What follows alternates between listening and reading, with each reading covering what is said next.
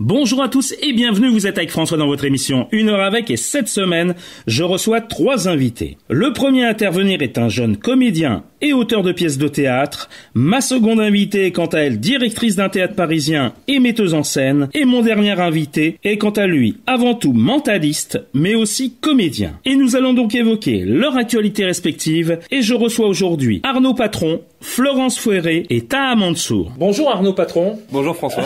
Arnaud Patron, donc tu es au Théâtre. Enfin, tu ne joues pas au Théâtre, mais tu as une pièce que tu as écrite et mise en scène qui se joue au Théâtre. Tout à fait. Et tu joues aussi dans une autre pièce qui se joue à la Comédie Montorgueil. Et là, une pièce que tout le monde connaît forcément, puisque c'est Le Père Noël est une ordure. Absolument. Et alors, tu ne joues pas ni Félix ni Monsieur Mortez. Non, je dis ça parce que tu verras, on prendra une photo, ça sera sur les sites, donc les gens ils pourront aller voir. Tu aurais aussi pu faire le rôle de Mortez, puisqu'il est tenu par Thierry Lhermitte. Oui. Et t'as un physique plutôt avantageux. Ah, donc, c'est gentil. Non, mais je veux dire, Thierry Lhermitte est plutôt beau gosse. Donc, t'aurais pu aussi faire ce rôle. Mais non, c'est Monsieur Preskovic. Effectivement. Que tout le monde connaît. Et qui vient avec son Doubichou, évidemment. Hein. Oui, alors dans la pièce, c'est pas les Doubichou, c'est les Spotsid au siècle. Ah oui, c'est les Spotsid au siècle. Ça change dans le film. Alors, je ne sais pas quel goût on les tient, mais c'est vrai que dans la pièce originale, ils sont plutôt désastreux, on va dire. Ah bah c'est roulé sous les aisselles. Oui, roulé sous les aisselles. Hein. Et c'est la Comédie Montorgueil. C'est où la Comédie Montorgueil C'est à côté d'Opéra, c'est métro Sentier. D'accord, ok. Et vous jouez tous les combien? On joue les samedis et les dimanches. Samedi et dimanche uniquement. À 17h45 le samedi et à 16h le dimanche. D'accord. Donc plutôt en matinée, alors, comme on dit. Ouais. Hein, c'est ça. Hein. Ok. Et donc la comédie Hypermarket, puisque c'est une comédie que tu as écrite, je pense. Oui, hein, c'est une comédie. Et qui se joue donc, elle, au Théâtre, un plus petit théâtre où on enregistre aujourd'hui d'ailleurs.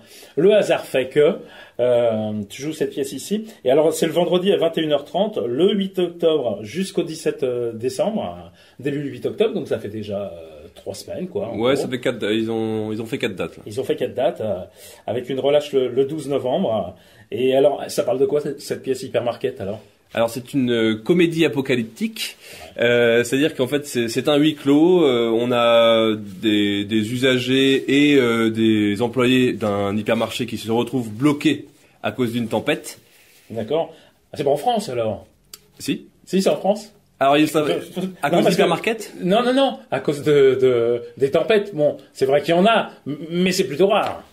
On a certaines explications potentielles, j'en parlerai peut-être plus tard. Ouais, peut-être. Mais quoi qu'il en soit, ils se retrouvent bloqués à cause d'une tempête. C'est vrai qu'il n'y a pas de localisation d'État, on va dire. Et donc, ils se retrouvent bloqués pour un temps indéterminé, et ça va durer peut-être plus longtemps qu'ils ne l'avaient prévu, et ça se transforme en une sorte de huis clos qui dérive, comme je l'avais dit, c'est une frise chronologique de l'humanité inversée. C'est-à-dire qu'on part de l'époque moderne. D'accord. Pour arriver à l'âge de pierre. Un petit peu, ouais. Ah, c'est ça? C'est ta première comédie? C'est la première pièce que Non, c'est la 6e pièce que j'écris. Ah, d'accord, quand même. Et elle t'est venue comment, alors, celle-là? T'es parti de quoi, à la base?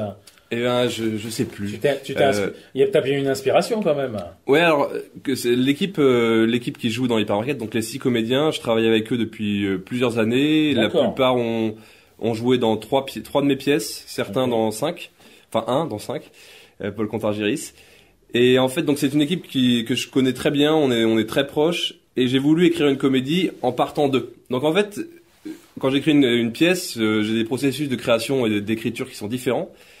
Et là, j'ai voulu me dire, je pars d'abord de personnages. Je pars de personnages et d'une situation, et ensuite je fais découler la pièce à partir de ça. C'est pas toujours le cas. Là, j'ai fait ça comme ça, et j'ai construit les personnages autour. Alors pas de leur personnalité bien sûr, parce que c'est pas très gratifiant pour eux les personnages, vu que ils sont tous un petit peu hauts en couleur et archétypiques. J'allais te dire, il doit bien même y avoir un ou deux débiles dedans, parce que quand on voit l'affiche, parce que j'ai l'affiche, il y a quand même d'y avoir un ou deux spécimens. Effectivement, ils ont tous des traits.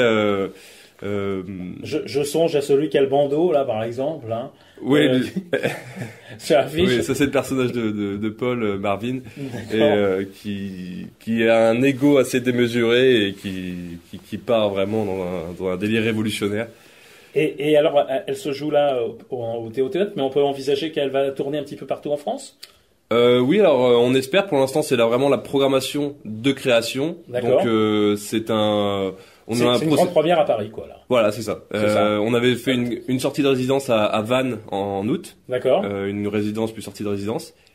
Et là, on fait cette programmation. Donc ce qu'on attend surtout, c'est avoir les retours, que la pièce mûrisse, que les personnages mûrissent, parce que, il faut qu'elle vive. Il y a des bons retours de spectateurs, puisque par exemple, j'ai pris quelques commentaires billets réduits, ils sont plutôt élogieux. Oui, bah c'est super. Les gens, depuis 3 semaines en tout cas, adhèrent. Je crois qu'il y a 100% de commentaires positifs. Alors soit t'as une grande famille, soit vraiment ils ont aimé la pièce. Ouais, effectivement, on a des très bons retours. On a des retours de blogueurs et d'influenceurs qui sont très positifs. Donc on est content déjà parce que c'est toujours le stress d'une création, c'est est-ce que ça fonctionne? Et là, manifestement, ça fonctionne. Ça fonctionne. Alors on va faire une petite pause si tu veux bien, Arnaud. D'accord. Parce que même si on n'enregistre pas dans un studio de radio, je ne sais pas si tu en as déjà fait ou pas.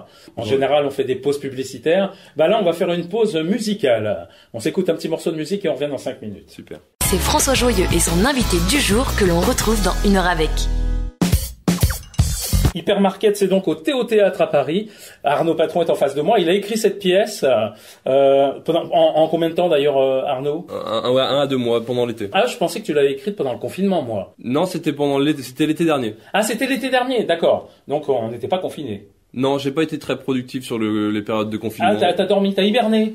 Non, j'ai travaillé. Ah, mais, ouais. J'ai travaillé, mais il s'avère que je sais pas. Moi, j'aime bien écrire quand je bouge dans le train, etc. Il faut que je bouge. Le fait d'être enfermé, c'était plutôt comme tout le monde en fait. T'as fait de la pâtisserie, t'as fait du bricolage? Ouais, voilà, c'est ça. Enfin, j'ai travaillé, j'ai joué aux jeux vidéo, comme tout le monde, en fait, j'ai patienté. D'accord. Alors, je vais rappeler quand même je vais faire le pitch, si tu veux, de cette pièce, Hypermarket, bien sûr. pour inciter quand même nos auditeurs à venir la voir. Enfin, tous ceux qui viendront à Paris, évidemment. Et puis, en province, si elle y vient, hein, puisqu'il faut se déplacer maintenant, Arnaud. Ouais. Alors, en fait, Hypermarket, c'est une violente tempête qui bloque les usagers, les employés d'un magasin.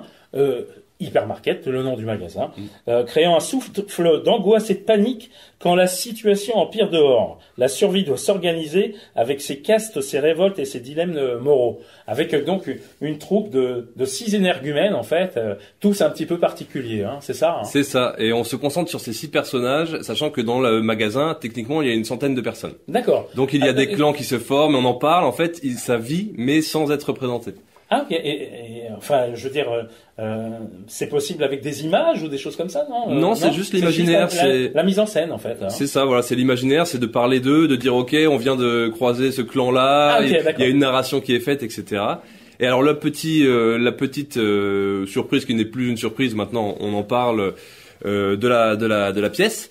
C'est qu'en fait, on finit sur une fin qui est plutôt dans le registre du thriller. D'accord. Du thriller. Du thriller. Et donc, j'ai écrit 6 fins différentes, en fait, à la pièce. Ah, j'ai écrit 6 fins différentes. Ah, ok. Donc, une par personnage. Alors, je veux pas trop en dire non plus. Ok. Non, j'ai bien compris le principe. C'est-à-dire que la pièce se termine finalement à la fin de la 6e fin. C'est ça? Non, alors non, c'est pas ça. On représente la pièce avec une fin de base. Ok. Et après, en fait, on laisse pas choisir le public, mais on le fait choisir aléatoirement une fin alternative. Ah, et en fait, on rembobine et on rejoue une autre fin. Ok. Bon, j'avais presque compris. Alors, mais je pensais que les 6 fins se jouaient. Non, parce que ça prendrait trop de temps, du coup. D'accord. Sauf si ça dure 5 minutes. Elles sont pas très longues, parce qu'on rembobine pas non plus la moitié de la pièce, début, mais, bien sûr. mais quand même. C'est une super idée, en tout cas. Bah, en tout cas, c'est parti du constat en fait, tous les personnages sont assez délirants. Et tous les personnages pourraient avoir leur fin, ça pourrait être leur fin en fait. Donc quand je pense pas avoir vu ça, sauf évidemment Robert Hossein qui faisait ça quand il faisait ses grandes pièces et qui faisait tirer justement les fins par le public. Ouais, j'en ai entendu parler. Doit-on guillotiner Louis XVI par exemple, tu vois? Ouais, effectivement, on m'en a parlé. Alors je l'ai pas vu, mais on m'en a parlé quand j'ai évoqué ces fins alternatives. Il y a aussi la pièce bien connue Dernier coup de ciseau, oui. Où là c'est carrément le public qui mène l'enquête. Alors là, l'interaction avec le public est courte puisqu'on lui fait choisir un numéro. Juste la fin. Un numéro, on veut pas qu'il sache. Alors la première date, c'est ça qui est intéressant, c'est qu'on a des retours du public. La première date, on a fait choisir le public. On a dit, voyez tous les personnages, choisissez la fin de qui vous voulez voir. Et en fait, les gens nous ont dit, mais en fait, on veut pas savoir parce que du coup, ça nous spoil. Ah oui, bien sûr. Ils ont déjà eu la fin, quoi, finalement. C'est ça, ils savent qui c'est. Alors du coup, maintenant, on a numéroté et on fait choisir un numéro. On joue cette fin-là, ils ne savent pas laquelle c'est. D'accord, ok. Ah, bah c'est super ça. C'est vraiment une super idée. Alors, si vous voulez aller voir donc cette pièce Hypermarket au Théo Théâtre, ça se joue uniquement le vendredi à 21h30, si j'ai bien compris. Et ça se termine le 17 décembre. Hein. Tu penses qu'il y aura une prolongation? Une prolongation ici ou ailleurs d'ailleurs. Non, pas une prolongation parce que en fait la même équipe joue une autre demi-pièce, Le Chômeur, au Guichet Montparnasse en mars. Ok. Donc il leur faut une petite césure, faut qu'on retravaille des choses sur Le Chômeur entre janvier et mars en fait, donc on fera pas de prolongation. En revanche, je suis en négociation et en recherche pour refaire une programmation l'an prochain de cette pièce. Toutes tes pièces ont été jouées, Arnaud?